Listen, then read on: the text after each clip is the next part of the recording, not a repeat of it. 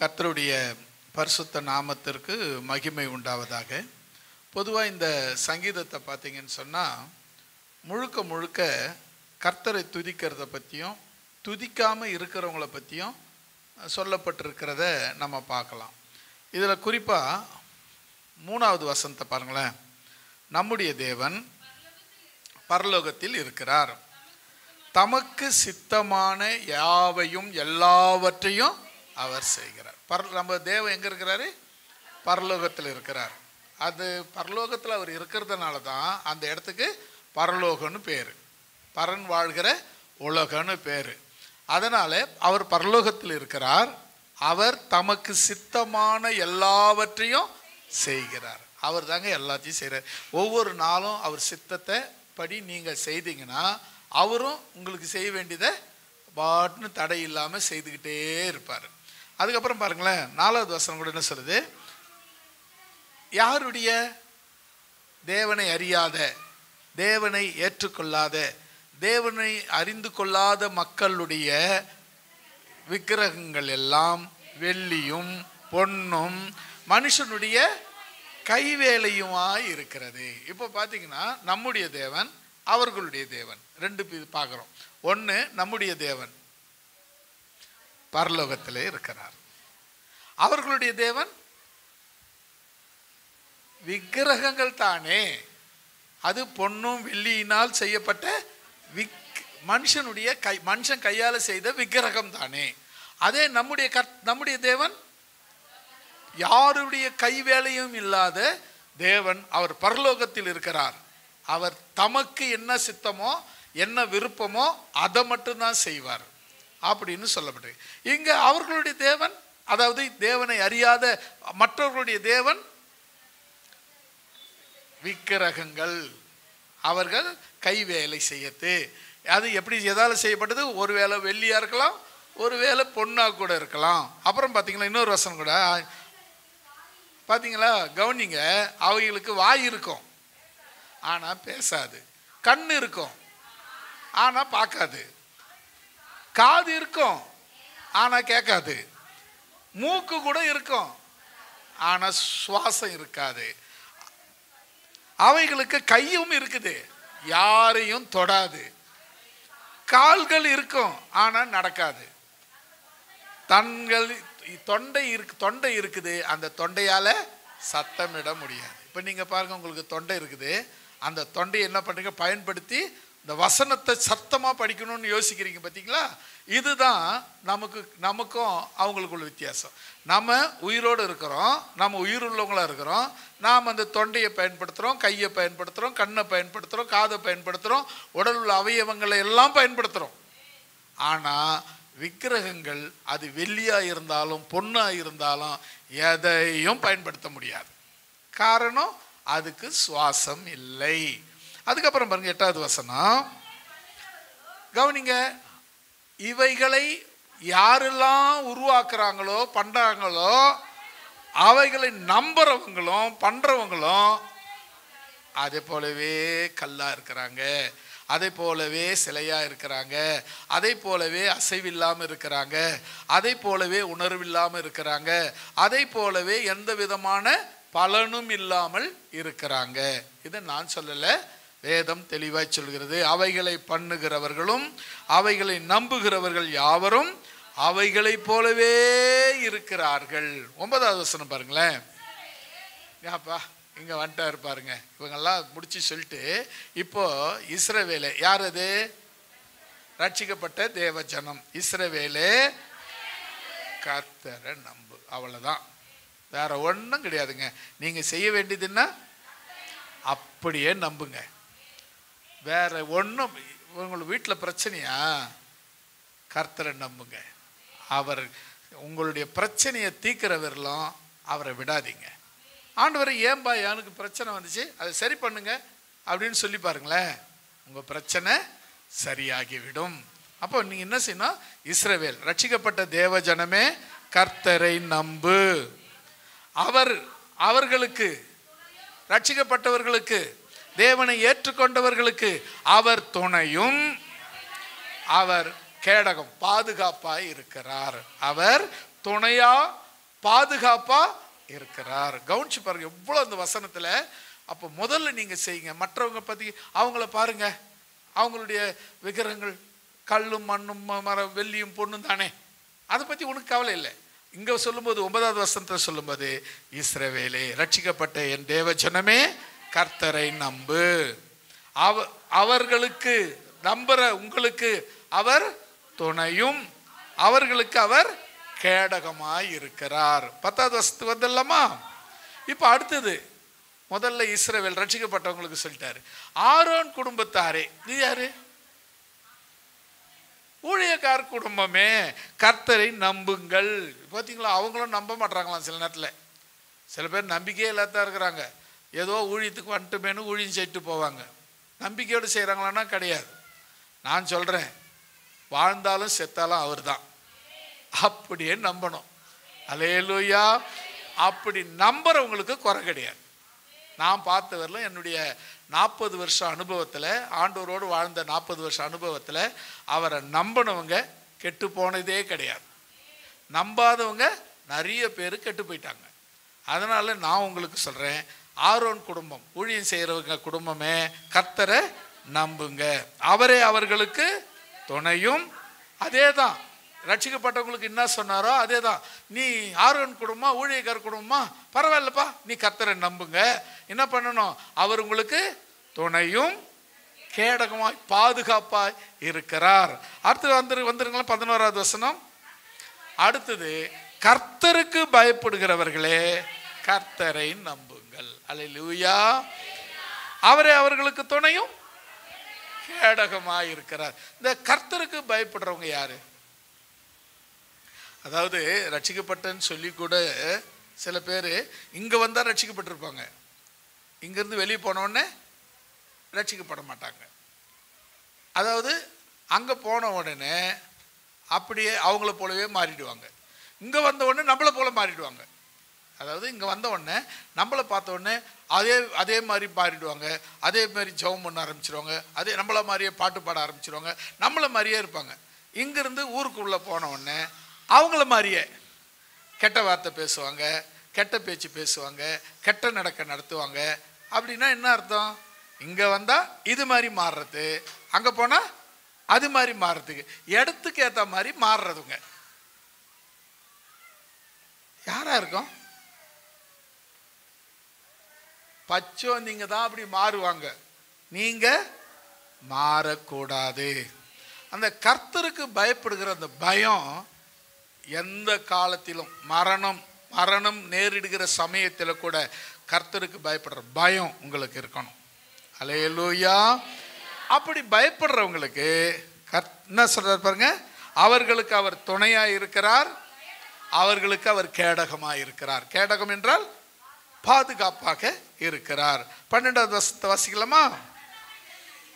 பாருங்க, ஒரே ஒரு விஷயம், நீங்க சில நேரத்தில் நினைக்காம கூட இருந்திருக்கலாம், ஆனா கர்த்தர் உங்க நினைப்பாவே இருக்கிறார். அவர் நம்ம நினைச்சிட்டு இருக்காருங்க. அவர் நம்ம நினைக்கலன்னா நாம எப்போ நிர்மூலமாகி இருப்போம், சம்பாரமாயிருப்போம், அழிஞ்சு போயிருப்போம். இன்னைக்கு நான் நிற்கிறதும் நிர்மூலம் ஆகாது இருக்கிறதும் அவருடைய சுத்த கிருபைங்க. நீங்க நல்லா இருக்கிறீங்களா? அது உங்க சாமர்த்தியம் இல்லை, உங்க பலன் இல்லை, உங்களுடைய சக்தியினால் வந்ததில்லை, உங்களுடைய பெற்றோர்கள் செய்த பலன் இல்லை. இயேசு கிறிஸ்து உங்களுக்கு கொடுத்த, உங்கள் மேல் வைத்திருக்கிற அந்த நினைவு, உங்களை நினைச்சிருக்கிறாரு. உங்களை நினைச்சு அவர் அதிசயத்தை செய்து கொண்டிருக்கிறார், அற்புதத்தை செய்து கொண்டிருக்கிறார், நன்மையை செய்து கொண்டிருக்கிறார், கிருபைகளை அளித்து கொண்டிருக்கிறார். அவர் தான் அதற்கெல்லாம் காரணம். பாருங்க, கர்த்தர் நம்மை நினைத்திருக்கிறார், அதனால் உங்களை ஆசீர்வதிப்பார். இஸ்ரவேல் குடும்பத்தாரை ஆசீர்வதிப்பார், அவர் ஆரோன் குடும்பத்தாரையும் ஆசீர்வதிப்பார். ஒரு அல்லேலூயா சொல்லிடலாமா? எல்லாரும் சொல்லலாமா? நல்லா கவனிங்களேன். இப்ப கர்த்தர் யாரை நினைச்சிருக்கிறாரு? நம்மை இங்க வந்திருக்கிற உங்களை கர்த்தர் நினைத்திருக்கிறார். அது மட்டும் இல்ல, அவர் உங்களை நினைச்சிருக்கிறதுனால நீங்க ஆசீர்வதிக்கப்படுவீங்க, உங்களை ஆசீர்வதிப்பார். எதுலையும்? எல்லாற்றிலையும். எந்த குறைவு வருமா? வராது. ஏன்னா அவர் ஆசீர்வதிச்சா அதை திருப்புறதுக்கோ தடுக்கிறதுக்கோ எவனுக்கும் அதிகாரம் இல்லை. அல்லேலூயா. சாத்தான் வந்து குறுக்க ஆண்டவர் ஆசீர்வதிக்கிறார், சாத்தான் வந்து தடுத்துட்டாங்க. ஆண்டவர் ஆசீர்வதித்தா சாத்தான் வந்தாலும் தடுக்க முடியாது, பூத்தான் வந்தாலும் தடுக்க முடியாது. அது கர்த்தருடைய ஆசீர்வாதம். அல்லேலூயா. கர்த்தருடைய ஆசீர்வாதத்தை தடுக்கிறதுக்கு எவனுக்கும் அருகதை கிடையாது. ஏன்னா அவர் கர்த்தர். அல்லேலூயா. அந்த கர்த்தர் நம்மை நினைத்திருக்கிறார், அவர் நம்மை ஆசீர்வதிப்பார். அப்புறம் யாரெல்லாம் ஆசீர்வதிப்பார்? யார் அவங்க? ரட்சிக்கப்பட்ட தேவனுடைய பிள்ளைங்களை ஆசீர்வதிப்பார், ஊழியக்கார் குடும்பத்தை ஆசீர்வதிப்பார். அடுத்தது பாத்தீங்களா, கர்த்தருக்கு பயப்படுகிற பெரியவங்க சின்னவங்க எல்லாரையும் ஆசீர்வதிப்பார். அல்லேலூயா சொல்லிடலாமா? கர்த்தருக்கு பயப்படுற பெரியவங்க சின்னவங்க எல்லாரையும் ஆசீர்வதி. அப்போ நீங்க என்ன செய்யணும்னா, நம்மளை கடவுள் ஆண்டவராகி இயேசு என்னை பார்த்துக்கிட்டே இருக்கிறாரு, என்னை நினைச்சிருக்கிறாரு, என் மேல நினைப்பா இருக்கிறாரு அப்படின்னு நினைச்சிங்கன்னா அவர் ஆசீர்வாதத்தை நீங்க கண் கூட பார்க்கலாம், அதை மனப்பூர்வமா அனுபவிக்கலாம். இல்லைன்னு சொன்னாக்கா அந்த ஆசீர்வாதம் உங்க மேல வராது. அதுக்கப்புறம் பாத்தீங்கன்னா 14, அல்லேலூயா. பாத்தீங்களா, உங்களை ஆசீர்வதிக்கிறது மட்டும் இல்ல, உங்களையும் உங்கள் பிள்ளைகளையும் அதை வளர்ச்சி அடைய செய்வார். நீங்க உங்க பிள்ளைங்க எப்படி இருப்பீங்க? வர்த்திக்க பண்ணுவீங்க, அதாவது வளர்ச்சி அடைவீங்க. அதை தடுக்கிறதுக்கு யாராலையும் முடியாது. முதல்ல நீங்க இதை மட்டும் புரிஞ்சுக்கணும். உங்க வளர்ச்சியை தடுக்கிறதுக்கோ கெடுக்கிறதுக்கோ ஆண்டவர் ஆசீர்வதிச்சு நீங்க ஆசீர்வாதமா இருக்கிறீங்கன்னா அதை தடுக்கவோ கெடுக்கவோ எவனாலையும் முடியாது. ஏங்க யோபு வாழ்க்கையில பிசாசு வந்து தடுத்து கெடுத்துட்டானே? ஆமா இல்ல? ஐயோ, அதுக்கு அடுத்து நடந்தது சொல்லுங்க. எல்லாம் ரெட்டிப்பாய் மாறிடுச்சு. ஒருவேளை நீ தேவனுடைய கர்த்தருக்கு பயந்து கர்த்தருடைய ஆசீர்வாதத்தை பெற்றுக்கொண்டு இருக்கிற வேளையில ஒருவேளை சாத்தா வந்து அதை தடுத்து வாரிக்கே இறைச்சி போட்டான்னா ஒன்னும் பயப்படாதீங்க, எல்லாம் ரெட்டிப்பாய் மாறப்போகிறது. அல்லேலூயா. ஒன்னா இருந்தது இப்ப ரெண்டா மாறப்போகுது, அவ்வளவுதான். நீங்க என்ன அந்த அந்த அந்த ஸ்பாட்ல இருக்கிறத மட்டும் பாக்குறீங்க, பின்னாடி நமக்கு வரப்போற அந்த செயலை மறந்துடுறீங்க. சாத்தான் தடுக்க முடியாதா? சாத்தான் முடியாது, அப்படியும் மீறி தடுத்துட்டானே. தடுத்துட்டு போட்டோம். அப்படி தடுத்துட்டான்னு சொன்னா தேவன் அனுமதிச்சிருக்கிறாரு, அதை கொடுத்திருக்கிற எல்லாத்தையும் ரெட்டிப்பாய் மாற்ற போகிறார். அல்லேலூயா. அப்போ என்னங்க ஒரு கொடுக்கிறாரு, தடுக்கிறாரு, மறுபடியும் ரெட்டிப்பா ஆசீர்வதிக்கிறார். அல்லேலூயா. நீங்க ஒரு விஷயத்தை நல்லா புரிஞ்சுக்குங்க. நீங்க ஆசீர்வாதமா இருக்கும்போது நடுவில் பிசாசு உள்ள போஞ்சு உன்னை களை எடுக்கிறான்னு வச்சுக்கோங்க, ஒன்றும் கவலைப்படாதீங்க. ஜபம் மட்டும் பண்ணுங்க. ஆண்டவரே உமக்கு சோத்திரம், உமக்கு சோத்திரம், உமக்கு சோத்திரம். ஒன்றும் நீ யாரையும் பகிக்க வேணாம்.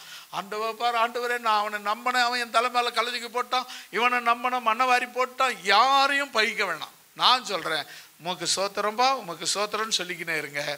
ரெட்டிப்பான நன்மைகளை தேவன் கொடுக்க வல்லவராய் இருக்கிறார். அல்லேலூயா, அல்லேலூயா.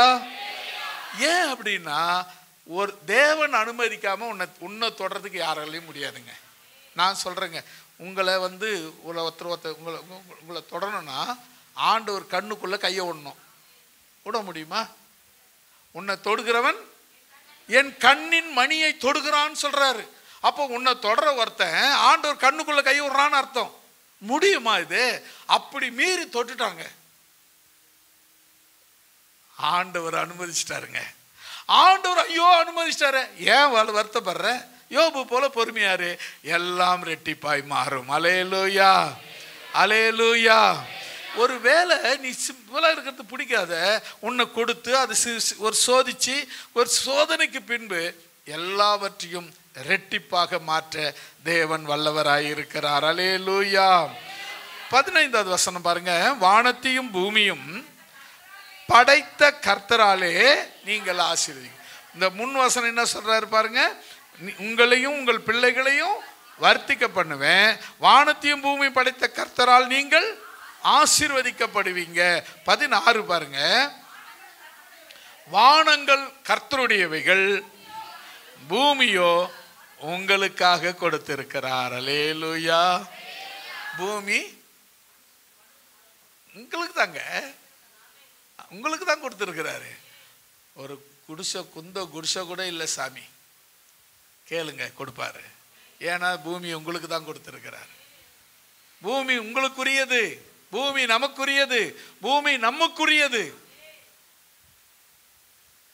எங்க நமக்குரியது? அந்த அவிசுவாசம் தான் உன்னை பாழாப்படுத்துது. விசுவாசி, தேவனுடைய மகிமையை காண்பாய். விசுவாசத்தினால் கிடைக்காதது ஒன்றும் இல்லை. விசுவாசத்தினால் நீதிமான் பிழைப்பான். விசுவாசம் விசுவாசம் விசுவாசம் நம்பணுங்க. கொஞ்சம் அந்த நம்பிக்கையில் அப்படியே உறுதியா இருங்க. என்ன வந்தாலும் சரி. சில நேரத்தில் நம்ம நம்பின நம்பிக்கையை தாறுமாறா போற மாதிரி இருக்கும். பயப்படவே பயப்படாதீங்க, தேவன் கைவிட மாட்டார். அல்லேலூயா. உன் விசுவாசத்திற்கு எந்த கேடும் உண்டாக அனுமதிக்க மாட்டார். விசுவாசம் நடக்கும். நம்பிக்கையா இரு, அப்படியே உறுதியாயிரு. நடக்கிறது என்னன்னா, வானங்கள் கர்த்தருடையவைகள், பூமி உங்களுடையவைகள். ஆண்டவரே குந்த ஒரு இடத்தை தாரும். தருவாரா மாட்டாரா? தருவார். இந்த ஊருக்கு வந்து எங்கெங்கயோ வாடகை இடத்துல இங்கே ஒரு இடம் அங்கே ஒரு இடம் 2 இடம் மாறி மாறி 3 இடம் மாறி மாறி வாடகை இருந்து ஆராதனை நடத்திக்கிட்டு சபை நடத்திக்கிட்டு, ஆண்டவரே சொந்த இடம் தாரணும். நான் இங்கே ரோட்டில் எதிர்பார்க்கவே இல்லை. உள்ள ஒரு ஒரு ஒரு ஒரு ஐயா வயசானவர் கூட இருந்தேன். சார் உங்களுக்கு ஒரு இடம் உள்ளே பார்த்து வச்சுக்கிறேன், 12,000 தான் சார் அப்படின்னாரு. 5 சென்ட் 5.5 சென்ட் ஒரு கிரவுண்டு, 12 சென்ட் 12,000 தான் சார், உங்களுக்காக பேசி வச்சுக்கிறேன் சார் அப்படின்னாரு. உள்ளே போய் பார்த்தேன். நான் இப்படி உள்ளே போய் பார்த்துட்டு வந்தோடனே ஆண்டவர் என்னை ஒரு தட்டி இப்படி வெளியே கூட்டாது இந்த இடத்த காமிச்சார். நீ என்னடா 5 சென்ட்டுக்கு ஆசைப்படுற, ஒரு கிரவுண்டுக்கு ஆசைப்படுற, நான் 5 கிரவுண்டு தரேன்டான்னு சொல்லி இந்த இடத்த கொடுத்தாரு. அல்லேலூயா. என்ன இது எல்லாமே நம்ம மனுஷ எண்ணத்துக்கும் சக்திக்கும் அப்பாற்பட்ட ஒரு செயல் தான் ஆண்டவர் செய்கிறது. ஆனால் உங்களுக்கு அந்த நம்பிக்கை இருக்கணும், அந்த விசுவாசம் இருக்கணும். நீங்கள் ஜெபம் பண்ணணும், ஆண்டவரே எனக்கு ஒரு உட்காரத்துக்கு ஒரு இடத்த கொடுப்பா அப்படின்னு கேட்டு பாருங்க, நிச்சயம் கொடுப்பார். ஏன்னா பூமியை மனுப்புத்தருக்காக கொடுத்தார். அடுத்த வசனம் பாருங்க 17. மரித்தவர்களும் மௌனத்தில் இறங்குகிற அனைவரும் கர்த்தரை துதிக்க மாட்டாங்க. 18வது வசனம், நாமோ இது முதல் என்றென்றைக்கும் கர்த்தரை ஸ்தோத்தரிப்போம். அல்லேலூயா. என்னங்க இது? இப்போ நம்ம பார்க்க போற வசனம் என்ன தெரியுமா? மரித்தவர்களும் மௌனத்தில் இறங்குகிற அனைவரும் கர்த்தரை துதி. எனக்கு ஒரு ஒரு ஒரு சகோதரன் ஞாபகம் வருது. அவரு அடிக்கடி வீட்டுக்கு வருவார். கரெக்டாக நான் சாப்பிட்ற நேரத்துக்கு வந்துடுவார். எங்கள் வீட்டில் அப்படி தடல் புடலாக சாப்பாடெலாம் இருக்காது. புளி குழம்பு இருக்கும், ரசம் இருக்கும், அதிகபட்சமாக குழம்பு வச்சுன்னா காரக்குழம்பு இருக்கும் ஆரம்ப காலங்களில். அப்படி இருக்கும்போது அது கரெக்டாக ஒரு பிரதர் அந்த சகோதரர் வந்து சாப்பாடு நேரத்துக்கு கரெக்டாக வருவார். எங்களை கூட ஷேர் பண்ணி சாப்பாடு கொடுப்போம். அவர் எப்போ கேட்டாலும் ஜெபம் பண்ணிட்டீங்களாண்ணா, ஜெபம் என் மனசுலேயே எப்போவுமே ஜெபம் பண்ணின்னு தான் ஏன் கிடக்கிறேன் அப்படின்னாரு அப்படின்னு சொல்லுவார். எப்போ கேட்டாலும் எப்போவுமே ஜெபம் பண்ணுகிறேன் அப்படின்வார். ஜெபம் பண்ணாது சாப்பிடுவார். கேட்டால் ஜெபம் பண்ணிட்டு மனசுக்குள்ளேயே ஜெபம் பண்ணிக்கிறேன்னாரு. அப்புறம் ஜெபம் பண்ணாது படுப்பார். கேட்டால் ஜெபம் பண்ணிட்டேன் அப்படின்னு மனசுக்குள்ளேயே எப்போ பார்த்தாலும் ஜெபம் பண்ணிக்கினே கிடக்கிறேன் அப்படின்வார். இவருக்கு எப்படியாவது சரியாக சொல்லி கொடுக்கணுமே அப்படின்னு சொல்லி நான் என்ன பண்ணேன், அன்றைக்கி நாங்கள் எல்லாம் உட்காந்து சாப்பிட்டோம். அவருக்கு தட்டும் கொடுக்கல, சாப்பாடும் கொடுக்கல. நாங்கள் பாட்டு சாப்பிட்டுக்கிறேன். ஐயா எனக்கு அப்படின்னாரு. தட்டு எதிர்க்கு இருக்கிற மாதிரி நினச்சிக்கோங்க, அதில் நாங்கள் சாப்பாடு போட்ட மாதிரி நினச்சிக்கோங்க, நீங்கள் சாப்பிட்ட மாதிரி நினச்சிக்கோங்க அப்படின்னு. அது எப்படி ஜபம் மட்டும் அப்படி ஒத்துக்குவியா? நான் எப்பவுமே ஜபத்தில் நினச்சிக்கின்னு தாயா கிடக்கிறேன் அப்படின்னியே. அப்போ நினச்சிக்கினே கிடக்கிற ஜபத்தை நினச்சிக்கினே கிடந்தில்ல, இப்போ சாப்பிட்டு கிடக்கிற மாதிரியே நினச்சிக்கோ அப்படின்னு. அன்னைக்கு அவருக்கு புத்தி வந்துச்சு. அதுக்கப்புறம் வாய் விட்டு ஜெபம் பண்ண ஆரம்பித்தார், துதிக்க ஆரம்பித்தார், கர்த்தரை மகிமைப்படுத்த ஆரம்பித்தார். எதுக்கு இதை சொல்ல வரேன்னு சொன்னால், நாம் நம்முடைய கர்த்தர் துதிக்கப்படக்கூடியவர், ஆராதிக்கப்படக்கூடியவர், மகிமைப்படுத்தப்படக்கூடியவர். அவரை நீ ஆராதிக்க வேண்டிய முறையில் ஆராதிக்கணும். நான் என்ன பண்ணுறேன், மௌனமாக அப்படியே மனசுக்குள்ளே, சில பேர் பார்த்தீங்கன்னா மனசுக்குள்ளேயே ஜெபம் பண்ணும்.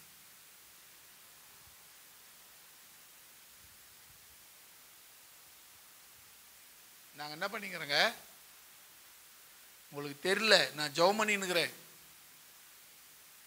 என்ன ஜெபம் பண்ணேன் நான் இப்போ, யாருக்குமே ஆண்டவருக்கும் தெரியாது இது என்ன ஜெபம் பண்ணிக்கிறேன்னு.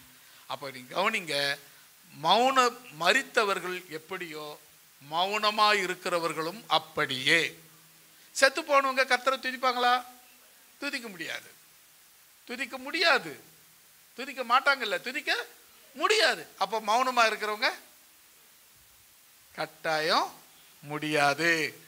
சில பேர் இது தவம் இருப்பாங்க, மெடிடேஷன் பண்ணுறாங்களாம், அப்படியே மனசுக்குள்ளேயே மெடிடேஷன் பண்ணுறது. அதே மெடிடேஷன் என்ன தெரியுமா, ஐம்புலன்களையும் கண்ட்ரோல் பண்ணுறது. இச்சையை கண்ட்ரோல் பண்ணு, ஆசையை கண்ட்ரோல் பண்ணு, இப்போ கண்ணு ஓடி ஓடி பார்க்குற அதை கண்ட்ரோல் பண்ணு, கெட்ட வார்த்தையை பேசுகிறத கண்ட்ரோல் பண்ணு, கெட்டதை கேட்குறத கண்ட்ரோல் பண்ணு. இதுக்கு தான் இதுக்கு அந்த மெடிடேஷன். அப்படியே கண்ட்ரோல் நடக்கிறது நம்மளை. இதை விட்டுட்டு நான் மௌனத்தில் இருக்கிறேன், புத்தியில் கெட்ட கெட்ட புத்தியாக ஓடும், கெட்ட கெட்ட காட்சியாக ஓடும், என்னென்னமோ ஓடும். அதெல்லாம் அப்படியே சில நேரத்தில் மனசு வாய் சிரிக்கும், சில நேரத்தில் அப்படியே அழுவோம். என்னத்துக்கு? அப்படியே தேவன் இடத்துல போய் சேர்ந்ததுனால இல்லை, உன் பாவெல்லாம் கண்ணுக்கு முன்ன ஓடுறதுனால வர்ற விளைவு இது. சிரிப்பும் அழுகையும் கண்ணீரும் வர்றதுக்கான காரணம் உன்னுடைய நிலைமையை நினச்சி நீ வருத்தப்படுறேன்னு அர்த்தம். அப்போ என்னன்னா, நீ என்ன செய்யணும்னா, கர்த்தரை வாய் விட்டு ஸ்தோத்திரம் பண்ணு. என்ன 18வது வசனம் படிங்க. நாமோ இது மரித்தவர்களும் மௌனத்தில் இறங்குகிற அனைவரும் கர்த்தரை துதிக்க மாட்டாங்க, ஆனா நாமோ இது முதல் எல்லா நாளிலும், ஒரு அல்லேலூயா சொல்லமா, எல்லா நாளிலும் கர்த்தரை ஸ்தோத்தரிக்க வேண்டும். ஏன் தெரியுமா? மரித்தவர்களும் மௌனத்தில் இறங்குகிறவர்கள் கர்த்தரை துதிக்க மாட்டாங்க, ஆனா நீங்க கர்த்தரை துதிக்கணும். எப்படி துதிக்கணும்? வாய் விட்டு கர்த்தருக்கு ஸ்தோத்திரம். ஏன் அது வாய் விட்டு சொல்லு? எங்க சொல்ல முடியாத இடம், வீட்டில் நம்ம டிஸ்டர்ப் மற்றவர்கள் டிஸ்டர்ப் பண்ண, நம்ம இதோ பேசுகிற அளவுக்கு கூட சொல்லலாமே. இது யாருக்குமே டிஸ்டர்ப் இருக்காதே இல்லைங்களா? நம்ம ஜெபம் பண்ணுறோம், அது வாய் திறந்து சொல்லணும், வார்த்தைகளை சொல்லணும். நீங்கள் நிறைய பேர் சொல்லுவாங்க, நான் மனசு மௌனத்தில், அப்படியே நானும் மௌனத்தில் என்னால் கூட இருக்க முடியுங்க. மௌனத்தில் ஜெபம் பண்ணால் என்னென்ன தோணுதுன்னு எனக்கும் தெரியும். மௌனத்தில் ஜெபம் பண்ணுறவங்க என்னென்ன பண்ணுறாங்கன்னு எனக்கும் தெரியும். ஏன்னா நானும் மனுஷன் தானே, நானும் உயிரோடு தானே இருக்கிறேன். மௌனமாக இருந்தால் எனக்கு என்னென்ன தோணுமோ, இன்றைக்கி பூரா நடந்தது, காலையிலேருந்து நடந்தது தான் மனசில் தோணும். நேற்று பூரா நடந்தது தான் இப்போ இன்றைக்கி மனசில் தோணும். இது தோன்றது வேணுமா? தேவனை துதிக்கிறது வேணுமா? தேவனை துதிக்கிறது தான் வேணும். என்னுடைய கடந்த கால வாழ்க்கையை பற்றி யோசிக்க வேண்டிய அவசியம் இல்லை, அது கடந்து போயிடுச்சு. நிகழ்கால வாழ்க்கையை நம்ம யோசிக்கணும்னா கர்த்தரை துதிக்கணும். ஏன் அப்படின்னா, மரித்தவர்களும் மௌனத்தில் இறங்குகிறவர்களும் கர்த்தரை துதிக்க மாட்டார்கள். இது மௌனமாக இருக்கிறவங்க செயல்பட முடியாத நேரம். பிசாசு தான் அவங்களை கட்டி வச்சிருக்கிறான், விக்கிரகம் தான் அவனை கட்டி வச்சிருக்குது. அதனால தான் அவங்கள துதிக்க முடியல. நான் உங்களுக்கு சொல்கிறேன், நீங்கள் உயிரோடு இருக்கிற வரலாம் கர்த்தரை நல்லா மனசு விட்டு வாய் விட்டு துதிப்பேன் துதிப்பேன் துதித்து கொண்டே இருப்பேன். சொல்லமா? துதிப்பேன் துதிப்பேன் துதித்து கொண்டே இருப்பேன். அல்லேலூயா ஆனந்தமே, அல்லேலூயா ஆனந்தமே,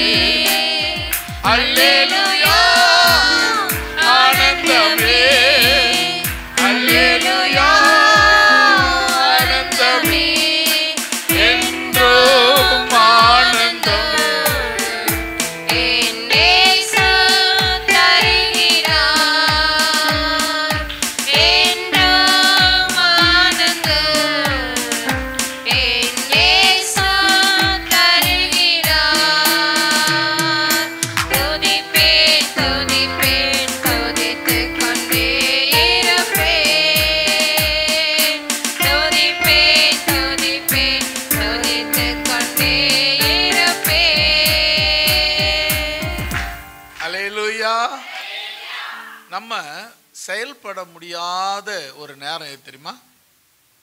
நாம செயல்பட முடியாத நேரம்.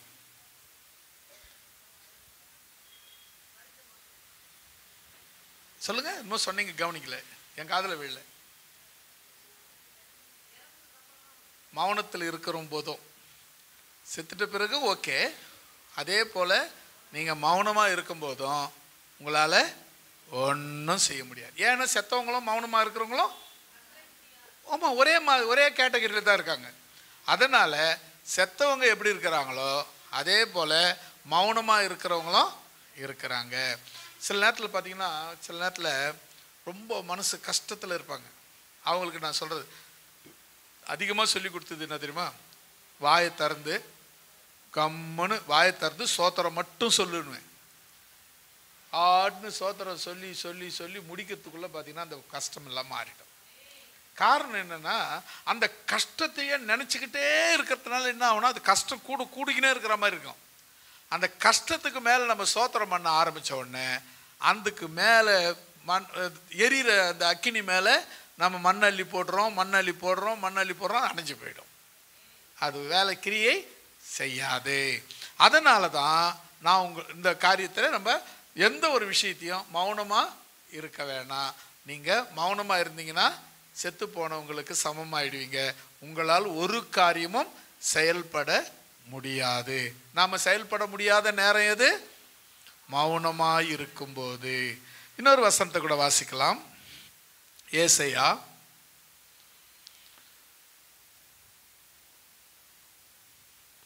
38 அதிகாரம் 18வது வசனம்.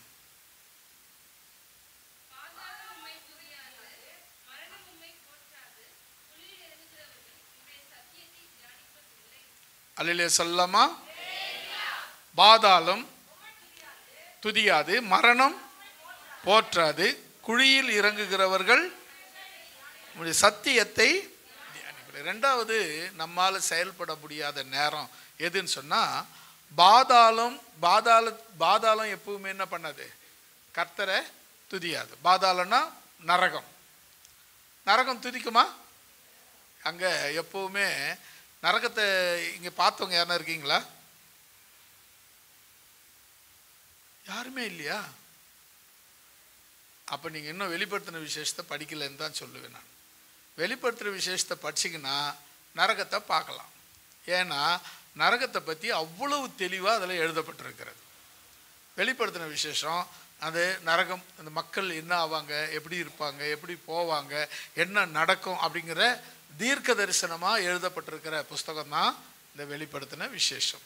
அதில் பாதாளத்தை பற்றியும் நரகத்தை பற்றியும் அழகாக மரணத்தை பற்றியும் எழுதப்பட்டிருக்கிறது. மரணம், இதில் எத்தனை பேர் சாவுன்னு நம்பிக்கை இருக்கு உங்களுக்கு? என்னங்க வாழற காலத்தில் சாவை பற்றி யோசிக்கிறீங்க?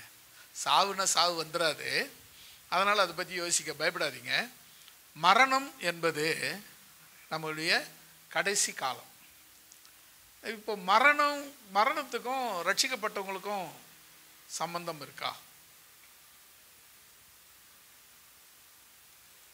மரணத்துக்கும் ரட்சிக்கப்பட்டவங்களுக்கும் சம்பந்தம் இருக்கா? உங்களுக்கு புரியலன்னு நினைக்கிறேன். வெளிப்படுத்தின விசேஷம் 21 அதிகாரம் 8வது வசனம் கவனிங்க. யாருக்கெல்லாம் மரணத்தை பற்றி பயம் வரும்னா, பயப்படுகிறவர்கள், அவிசுவாசிகள், அருவருப்பானவர்கள், கொலை பாதகர்கள், விபச்சாரக்காரர், சூனியக்காரர், விக்கிரக ஆராதனைக்காரர், பொய்யர் அனைவரும் இரண்டாம் மரணமாகிய அக்கினியும் கந்தகமும் எரிகிற கடலில் பங்கடைவார்கள். அப்போ இதில் பார்த்தா ரெண்டாவது மரணம்னு சொல்லப்பட்டதுனால, அப்போ இன்னொரு மரணம், முதல் மரணம்னு ஒன்று இருக்கு போல இருக்கு. 2 மரணம் இருக்கா?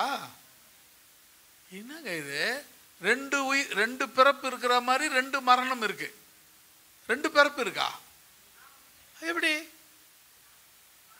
மாம்சத்தில் பிறந்தது 1, ஆவியில் பிறந்தது 1, 2 பிறப்பு.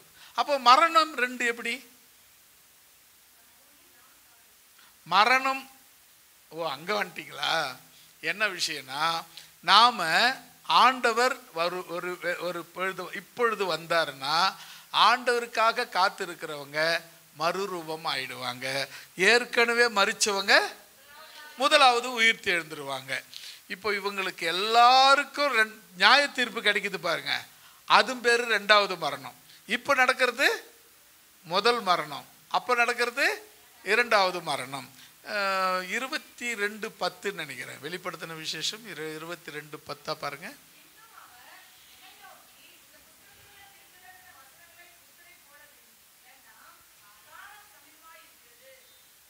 அவ்வளவுதானா? படிங்க.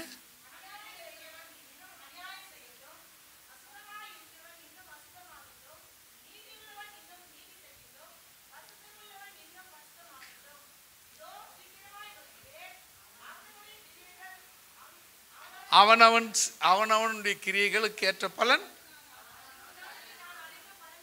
என்னோடு கூட வருகிறது. இப்போ பார்த்தீங்கன்னா இந்த மரணம், இந்த நம்ம இந்த மரணத்துக்கும் உயிர்த்தெழுதலுக்கும் நிறைய நமக்கு தெரியணும். இப்போ நமக்கு டெத்து எப்போன்னு சொன்னால், எப்போ நீங்கள் ஞானஸ்தானம் எடுத்து ரட்சிக்கப்பட்டு ஆண்டவரை வாழ்த்து வணங்கி ஆராதிக்கிறீங்களோ அவங்களுக்கு டெத்து கிடையாது. அப்போ செத்துட்டாங்கன்னா அவங்க இப்போ செத்துடுறாங்களே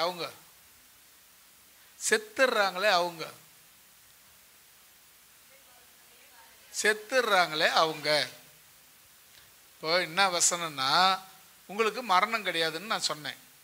இப்போ கேள்வி ஒருத்தர் கேட்குறாரு, இப்போ செத்துட்டாங்களா அவங்க அப்படின்னு கேட்குறாங்க. அதுக்கு என்ன பதில் சொல்லுவீங்க? புரியல.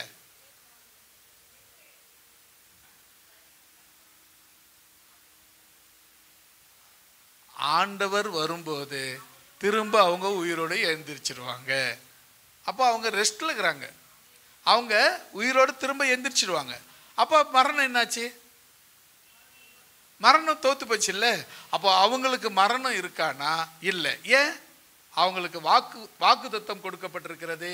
நித்திய ஜீவன் அளிப்பேன் என்பது வாக்குத்தத்தம்.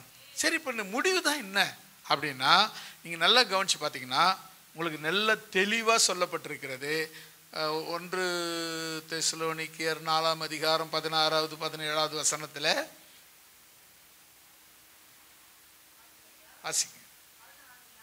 16-17. ஏனெனில் கர்த்தர் தாமே ஆரவாரத்தோடும் பிரதான தூதனுடைய சத்தத்தோடும் தேவ எக்காலத்தோடும் வானத்திலிருந்து இறங்கி வருவார். இந்த புரிச்சுக்குங்க. இங்க தேவன் வானத்திலிருந்து இறங்கி வருவார். எப்படி வருவார்? ஆரவார சத்தத்தோடு தேவ எக்காலத்தோடு பிரம்மாண்டமா இறங்கி வர போறாரு. அது யாருக்கு கேட்கும்னா, ரட்சிக்கப்பட்ட தேவனுடைய பிள்ளைங்களுக்கு மட்டும் தெரியும், கேட்கும். அடுத்தது என்ன நடக்குது பாருங்க. அப்பொழுது கிறிஸ்துவுக்குள் மரித்தவர்கள் முதலாவது, அல்லேலூயா, முதல்ல எழுந்திருக்கிறது யாருங்க? கிறிஸ்துவுக்குள்ள மரிச்சவங்க எழுந்திரிச்சிடுவாங்க. அப்ப சாவு என்னாச்சு? அவங்களுக்கு ஜெயமாய் மாறிடுச்சு. சாகு அவங்கள அடக்க முடியாது. அடுத்தது உயிரோடு இருக்கிற நாமும்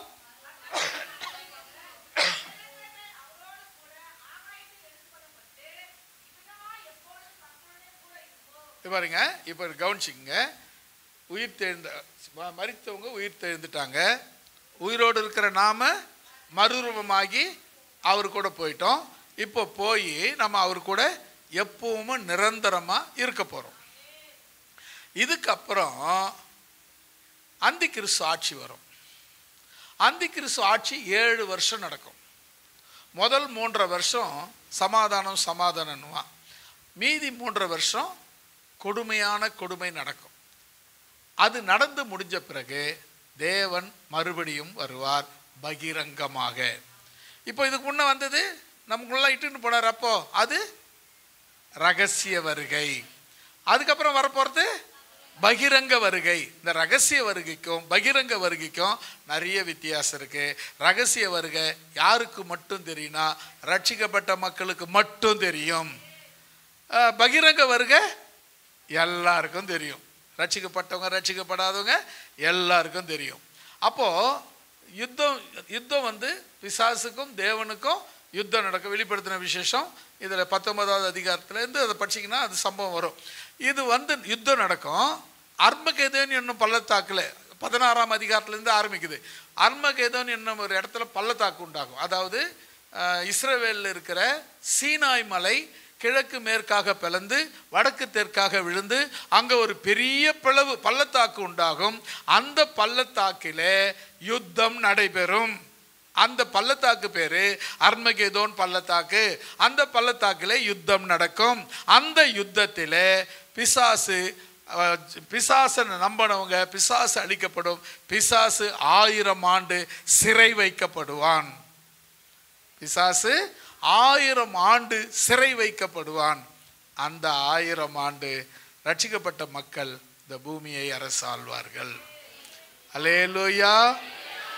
ரட்சிக்கப்பட்ட மக்கள் திரும்ப வந்து 1000 வருஷம் அரசாள்வார்கள். அதுக்கப்புறம் அவங்களுக்கு மரணம் இல்லை, என்றென்றைக்கும் தேவனோடு கூட இருப்பார்கள் என்று வேதம் சொல்லுகிறது. அதனால பாதாளம் உம்மை துதியாது. பாதாளத்தில் இருக்கிறவங்க உம்மை துதிக்க மாட்டாங்க. ரெண்டாவது, மரணம் உம்மை போற்றாது. மரணத்தில் இருக்கிறவர்களும் உம்மை போற்ற மாட்டாங்க. மூணாவது பாருங்க, குழியில் இறங்குகிறவர்களும் உம் சத்தியத்தை தியானிக்க மாட்டாங்க. பார்த்தீங்கன்னா இந்த 3 இடத்துல, பாதாளத்தில் இருக்கிறவங்க, மரணத்தில் இருக்கிறவங்க, குழியில் இறங்குறவங்க கர்த்தரை துதிக்க முடியாது. நாம் இந்த 3த்துல எந்த இடத்துல இருந்தாலும் நீங்கள் கர்த்தரை துதிக்க மாட்டீங்க. பாதாளத்தில் இருந்தால், மரணத்தில் இருந்தால், குழியில் இறங்குறவங்களா இருந்தால் யோசித்து பாருங்களேன், எங்கன்னா இருக்கீங்களான்னு பாருங்கள். அப்படி எங்கன்னா இருந்தீங்கன்னா இப்போவே தப்பிச்சு வெளியே வந்துடுங்க. நாங்கள் எங்கங்க அங்கே இருக்கிறோம்? அந்த அனுபவத்தில் இருந்தாவே அங்கே இருக்கிற மாதிரி தாங்க அர்த்தம். இப்போ மரித்தவர்களும் மௌனமாக இருக்கிறவங்களும் கத்தரித்துவீங்க. நீ மௌனமாக இருந்தால் எங்கே இருக்கிற? இப்போ மரணத்தில் தானே இருக்கிற. ஒருவேளை அந்த இடத்துல இருந்தீன்னா இன்னைக்கே நீ என்ன பண்ணிடு, அதுலேருந்து வெளியே வந்து முயற்சி பண்ணிடு. ஏன்னா விக்கிரகங்கள் தான் அசையாது, எந்த வேலையும் செய்ய முடியாது. நீங்கள் தேவனுடைய பிள்ளைங்க, அவர் ஜீவிக்கிறவரானபடியால் நீங்களும் ஜீவன் உள்ளவர்களாய் இருக்க வேண்டும். அல்லேலூயா. மூன்றாவது ஒரு வசனத்தை வாசிக்கலாம். சங்கீதம் 49:17.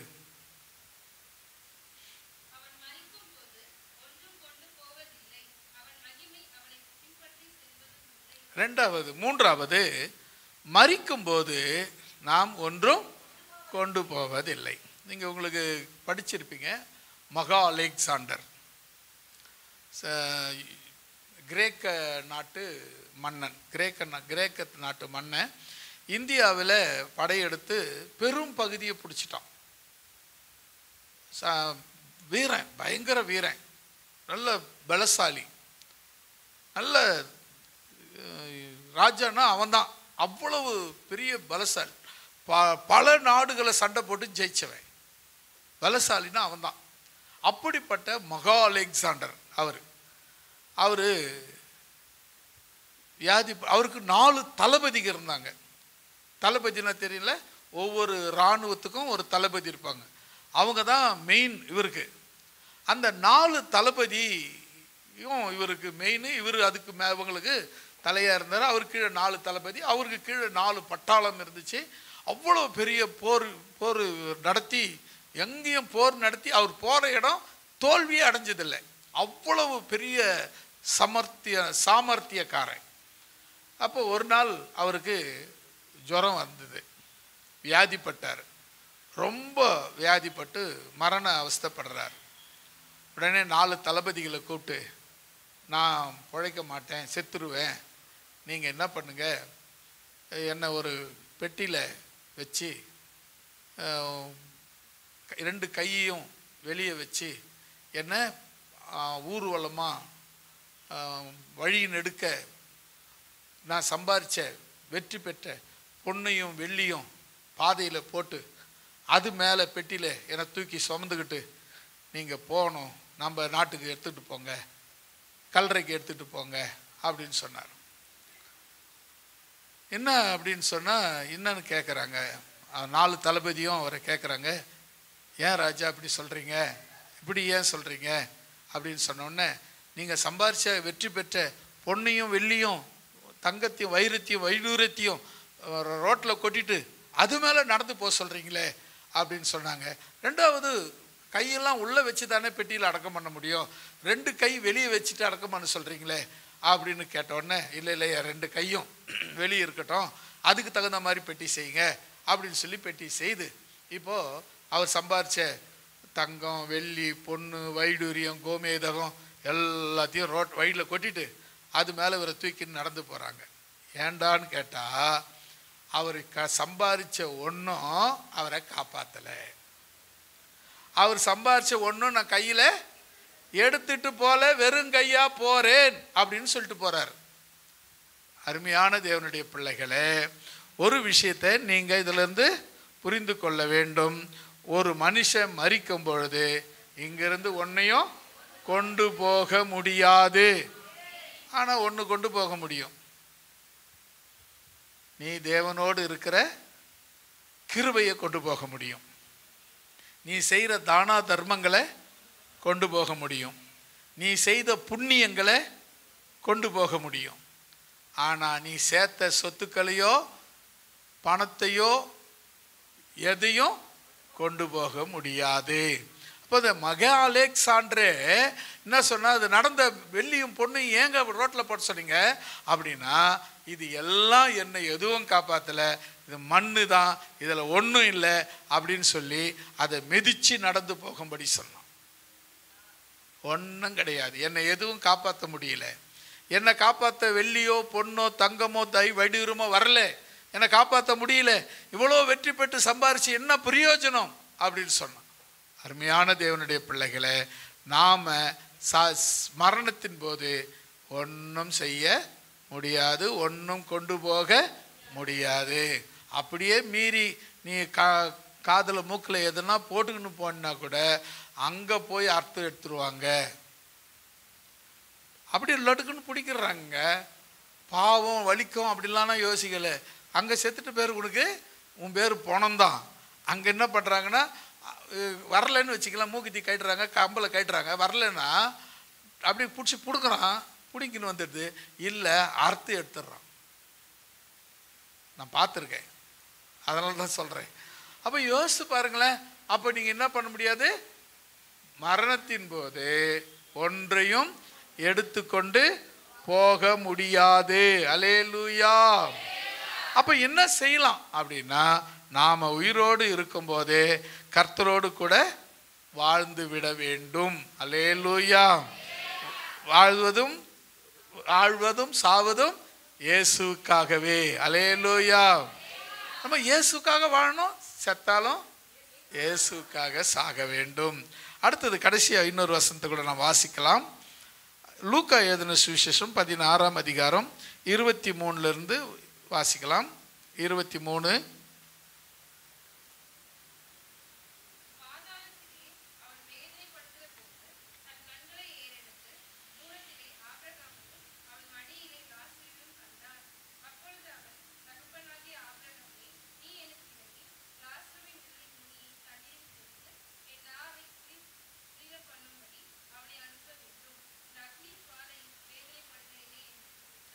கொஞ்சம் இருங்க, அடுத்தது நம்ம தொடர்ச்சியாக படிக்கலாம். இப்போ இந்த சம்பவம் உங்களுக்கு தெரியும். லாசரு, ஐஸ்வர்யவான் லாசரு சம்பவம் தான் இந்த சம்பவம்.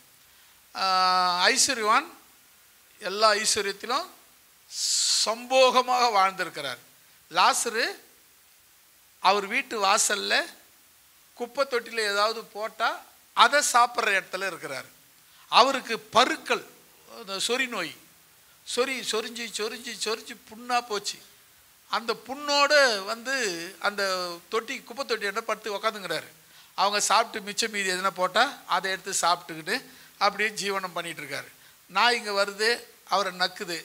அவர் அந்த நாய் நக்கிற அளவுக்கு அவருடைய நிலைமை சீர்கெட்டு போயிருந்துச்சு. ஒரு நாள் வந்தது, 2 பேரும் மரித்தாங்க. இப்போ லாசர் வந்து ஆபிரகாம் மடியில் போய் உட்கார்ந்தாரு. அந்த ஐஸ்வர்யவான் நரகத்தில் போய் நிற்கிறார். நரகம் எப்படி இருக்குதுன்னு அவர் சொல்றாரு பாருங்க. அப்பொழுது அவன், தகப்பனாகிய ஆபிரகாமே, நீர் எனக்கு இறங்கி லாசரு விரலினால் விரலின் நுனியை தண்ணீரில் தோய்த்து என் நாவை குளிர பண்ணும்படி அனுப்ப வேண்டும். இங்கு அக்கினி சுவாலையில், அங்க என்ன இருக்கு நரகத்துல? அக்கினி சுவாலை, கந்தகமும் அக்கினியும் எரிகிற கடல் நரகத்தில் இருக்கிறது என்று வேதம் சொல்லுகிறது. நரகம் எப்படி இருக்குமா? அக்கினியும் கந்தகமும் எரிகிற கடலாய் இருக்கும். அதில் போகிறவங்களாம் அங்கே போயிடுவாங்க. அதில் துடிச்சு கடக்க வேண்டியது தான், துடிச்சிக்கிட்டே கடக்க வேண்டியது தான். அப்படி துடிக்கும் போது தான் பார்க்குறாரு, மேலே தூக்கி அண்ணாந்து பார்க்குறாரு. அங்கே பார்த்தா ஆபிரகாமும் அவர் மடியில் லாசரு. எங்கள் வீட்டு வாசலில் பிச்சை எடுத்துக்கான் அவன் அங்கே இருக்கிறானே அப்படின்னு பார்த்துட்டு, காரணம் என்ன தெரியுமா? அவன் பிச்சை எடுத்து வாங்குறான். பிச்சை எடுத்தவன் அங்கே இல்லை, பிச்சை எடுத்தாலும் தேவனை மகிமைப்படுத்தினவன் அங்கே இருக்கிறான். அல்லேலூயா. பிச்சை எடுக்கிற நிலைமை வந்தாலும் அவன் தேவனையோ, தேவனுடைய செயல்களையோ, தேவனை ஆராதனையோ, தேவனை மகிமைப்படுத்துகிற விதத்தையோ மறக்கவில்லை. பிச்சை எடுக்கிறவனாக இருந்தாலும் தேவனை மகிமைப்படுத்தினான். அல்லேலூயா. அதனால் அவன் ஆபிரகாம் மடியில போனான், இவன் நரகத்துக்கு போனான். அப்ப பாத்தீங்கன்னா அடுத்தது பாருங்க, 25வது வசனம். ஆபிரகாம் படிங்க.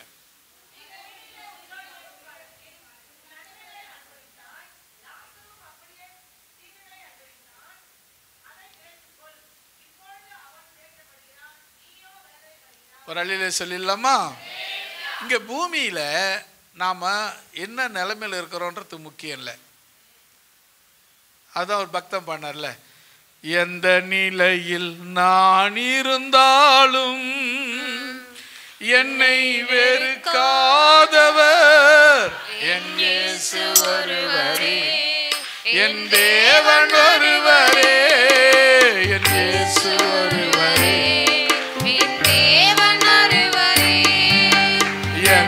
நிலையில் நான் இருந்தாலும்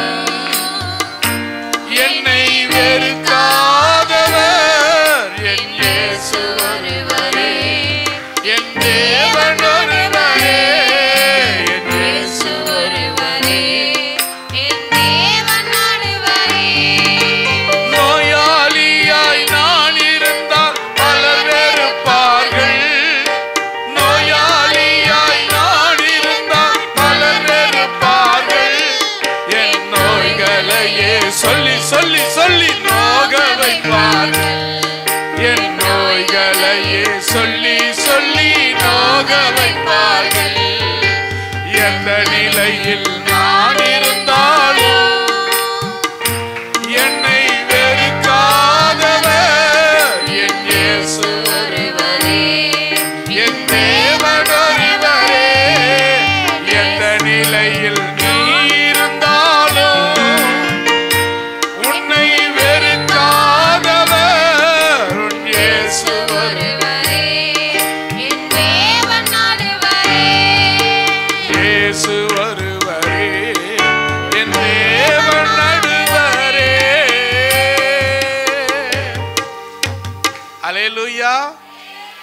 என்ன விஷயம்னா, இங்க நீங்க என்ன நிலைமையில இருக்கிறீங்கிறத பத்தி இல்ல, எந்த நிலைமையில இருந்தாலும் ஆண்டவரோடு இருங்க.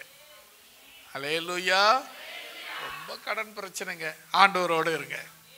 நோயில கஷ்டப்படுறங்க, ஆண்டவரோடு இருங்க. முதிர்மையில கஷ்டப்படுறங்க, ஆண்டவரோடு இருங்க. வயசாயிடுச்சுங்க, ஆண்டவரோடு இருங்க. கஷ்டப்படுறங்க, ஒன்றும் முடியலங்க, ஆண்டவரோடு இருங்க. வயசானதான் எல்லா பிரச்சனையும் வரும், நோய் வரும், எல்லாம் வரும். ஆண்டவரோடு இருங்க. அப்படி ஆண்டவரோடு இருந்தீங்கன்னா ஆபிரகாம் மடிக்கு போவீங்க, இல்லைன்னா பணக்காரன் இடத்துக்கு போவீங்க. பணக்காரன் இடம் வேணுமா, லாசர் இடம் வேணுமா? லாசர் எந்த நிலைமையில இருந்தாலும் ஆண்டவரோடு இருந்தான். அல்லேலூயா. அப்போ என்ன விஷயம்னா, நீங்கள் நம்ம இந்த இடத்துல நம்ம தெரிஞ்சிக்க வேண்டிய விஷயம் என்னன்னு சொன்னால், நாம் எந்த நிலைமையில் இருந்தாலும், அதாவது இந்த இடத்துல நீங்கள் மனம் திரும்ப முடியாத இடம் எதுன்னு சொன்னால், ஆண்டவரை நம்முடைய வசதி மனம் திரும்ப வைக்க முடியாது, நம்முடைய கௌரவம் மனம் திரும்ப விடாது, என் பெருமை நான் யார் தெரியுமா அப்படிங்கிறது உன்னை மனம் திரும்ப விடாது. அவங்க எங்கே கொண்டு போவோம் கடைசியா? அவ்வளோதாங்க, முடிவு அங்கே தான். ஆனால் இவன் ஏழை, பிச்சைக்காரன் அவன் தொட்டியில் குப்பை தொட்டியில் விழ தேத்து சாப்பிட்டுட்டு இருந்தான். நாய் வந்து நக்குது. எந்த நிலைமையிலையும் தேவனை விடவே இல்லை. என்ன செய்தாலும் ஆண்டவரே, நோய் வந்தாலும் சரி, பேய் வந்தாலும் சரி, எந்த நிலைமை வந்தாலும் சரி, என்ன வந்தாலும் சரி, எது வந்தாலும் சரி, உம்மையே துதிப்பேன் ஆண்டவரே. ஹல்லேலூயா.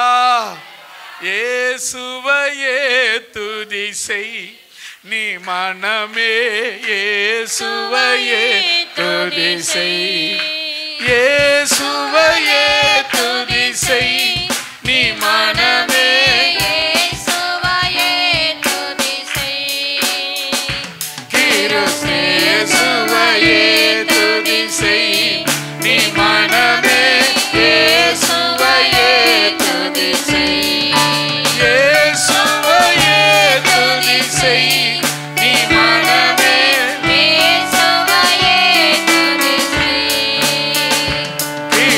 இயேசுவையே துதி செய் நீ மனமே, இயேசுவையே துதி செய். 27வது வசனம் படிங்களேன்.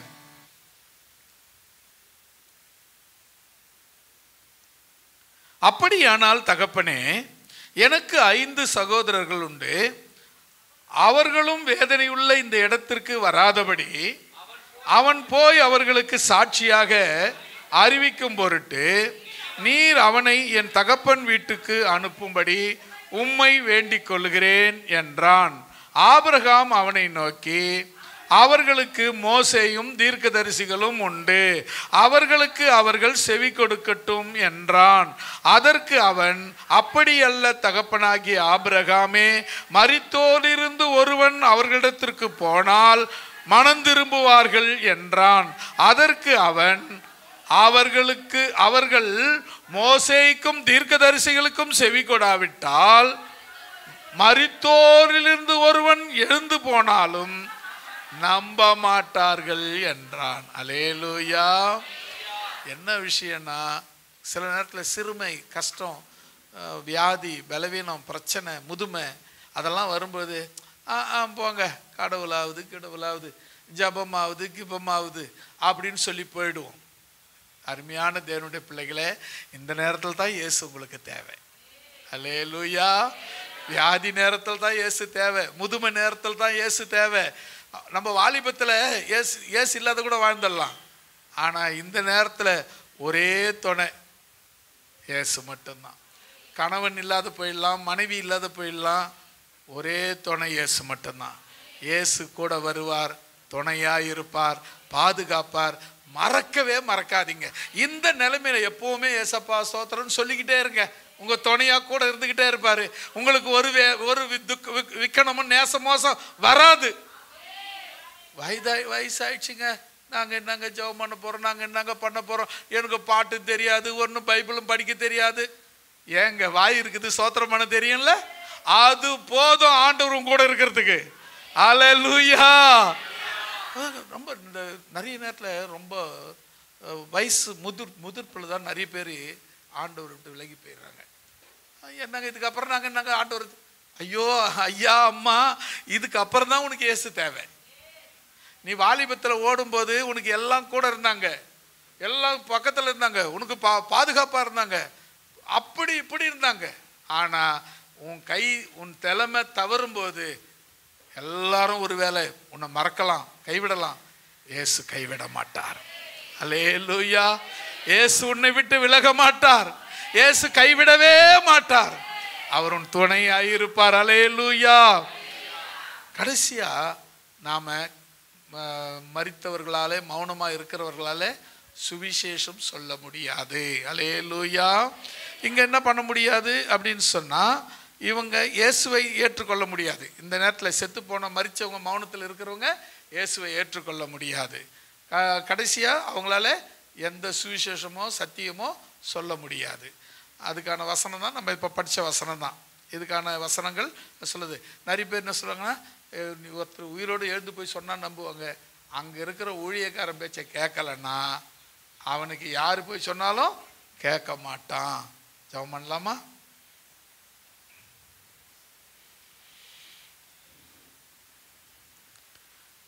தேவபிதா எந்த மேய்ப்பரல்லோ சிறுமை காட்சி அடைகிலனே.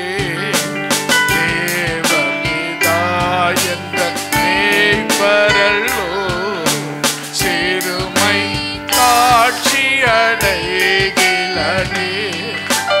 ஆவலதா என்னை கைமுள்வே, ஆவலதா என்னை கைமுள்வேல். அவர் மேல் தமர் நீர் அருளுகிறார். தேவபிதா எந்தன் மேய்ப்பரல்லோ சிறுமை காட்சி அடைகிலனே. தேவபிதா எந்தன் மேய்ப்பரல்லோ சிறுமை காட்சி அடைகிலனே.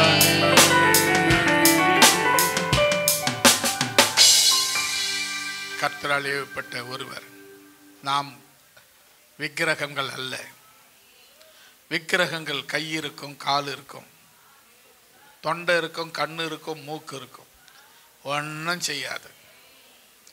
நீ உயிரோடு இருக்கிற, நீ விக்கிரகம் அல்ல, சிலை அல்ல, பொன் அல்ல, வெள்ளி அல்ல, நீ மனுஷன். நீ தேவனை நம்பியிரு, தேவனோடு நடந்து செல், தேவனோடு தங்கியிரு. எந்த நிலைமையில இருந்தாலும் தேவனை மறக்காதே, எந்த சூழ்நிலையிலும் தேவனை விட்டுடாதே. வயது மூர்த்தவர்களாக இருந்தாலும், வசதி இல்லாதவர்களாக இருந்தாலும் தேவனை விட்டுடாதே.